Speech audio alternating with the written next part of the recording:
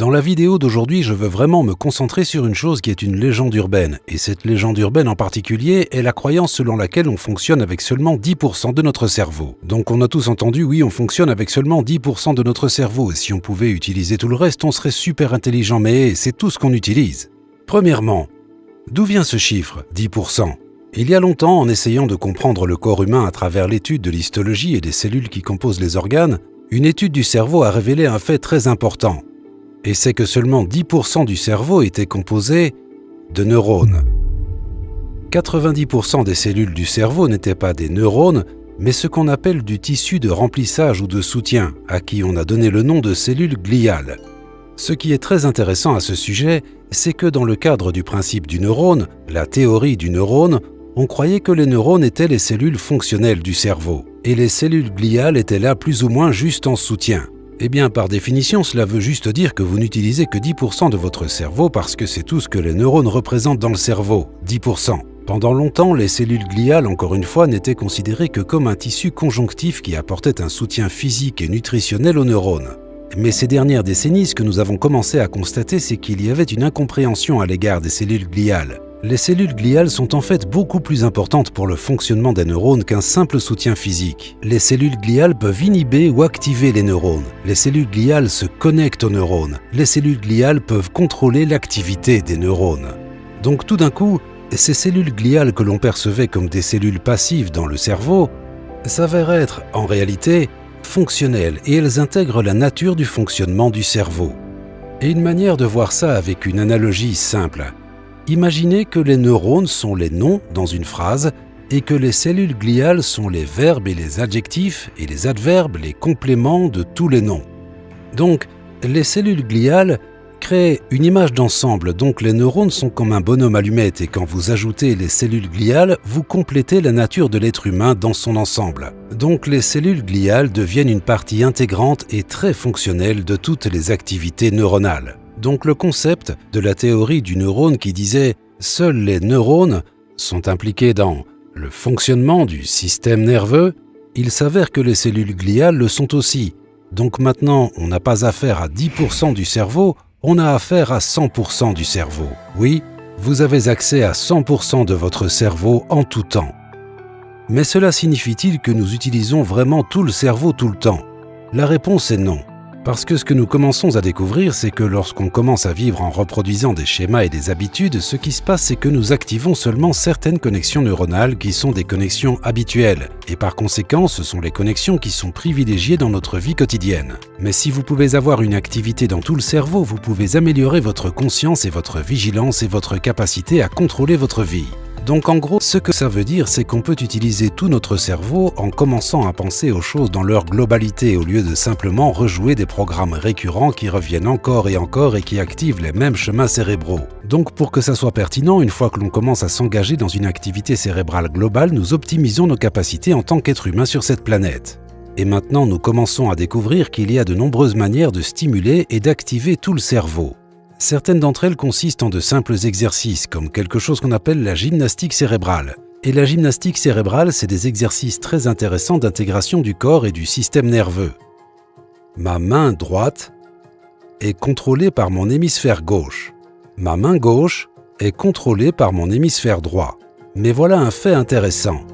Si ma main droite contrôlée par mon hémisphère gauche traverse la ligne médiane, alors c'est instantanément détecté par l'autre hémisphère parce que maintenant, elle est dans ce territoire également.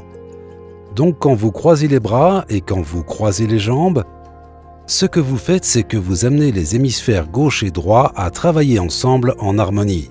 Lorsque l'on active la synchronisation du cerveau, que l'hémisphère gauche et droit fonctionnent ensemble simultanément, ça active une sorte de super apprentissage. Avec les deux hémisphères qui travaillent en symbiose, nous avons beaucoup plus des caractéristiques supérieures propres aux fonctions neuronales. Toutefois, après l'âge de 7 et 8 ans, on commence à exprimer ce qu'on appelle la dominance cérébrale. C'est-à-dire que durant la journée, on n'a pas de synchronisation des deux hémisphères. Durant la journée, c'est comme une forme ondulatoire. Parfois, on est plus dans l'hémisphère gauche, parfois on est plus dans le droit.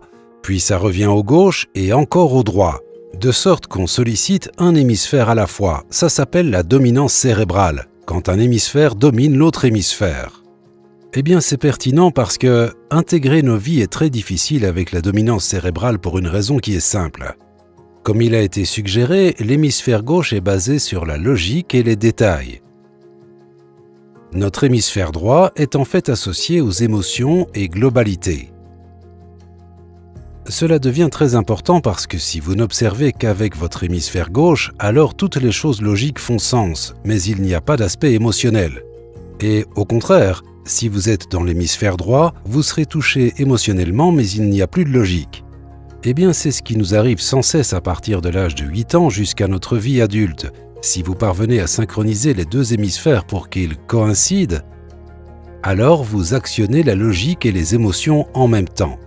Ça ouvre l'accès à des opportunités pour un super apprentissage où vous pouvez télécharger les informations très vite, très rapidement, mais ça ouvre aussi l'accès à tout un éventail de pensées qui inclut aussi bien une composante émotionnelle qu'une composante intellectuelle, ce qui est nécessaire pour avoir une vision globale. Donc si vous fonctionnez via la dominance cérébrale, vous négligez en fait une composante de votre système nerveux à ce moment-là. Vous faites un exercice de gymnastique cérébrale où vous croisez les bras et les jambes. Quand vous faites ça, vous commencez à intégrer les deux.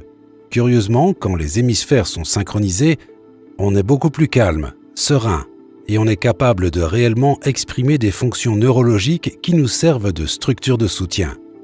Et c'est pourquoi il est très intéressant quand vous rentrez chez vous et que vous vous détendez le soir, que parfois vous vous retrouviez avec les chevilles croisées assis sur votre chaise. Sans même savoir ce que vous faites, en croisant vos chevilles, vous actionnez en fait tout un processus cérébral. Donc, si vous êtes stressé par exemple dans la journée, ou vous voulez juste vous détendre à la maison le soir, croisez vos bras et vos jambes, actionne en fait les deux hémisphères, ce qui apaise le système, mais actionne tout un processus cérébral, donc vous devenez beaucoup plus efficace en étant détendu. Donc si vous vivez un moment difficile dans la journée, prenez juste un moment et croisez les bras et les jambes, maintenez-les ensemble et attendez juste 3 à 4 minutes et vous sentirez l'apaisement prendre le dessus. Et pendant cet apaisement, vos fonctions neurologiques seront totalement amplifiées. Lorsque nous commençons à fonctionner à travers des schémas qui se répètent tous les jours, on commence à exprimer des connexions très spécifiques qui sont sans cesse réutilisées.